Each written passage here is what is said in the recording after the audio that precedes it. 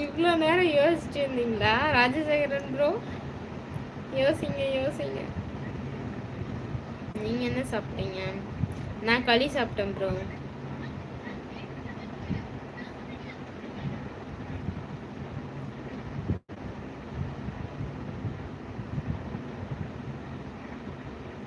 Wow, ஏன் நீங்கள் களி சாப்பிட மாட்டீங்களா?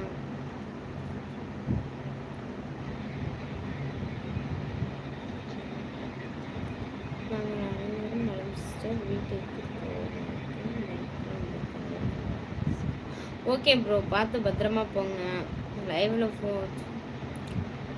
பைக் ஓட்டும்போது ஃபோன் யூஸ் பண்ணாதீங்க டிரைவிங்லாம். என்ன களி? ராகி ராகி களி ப்ரோ.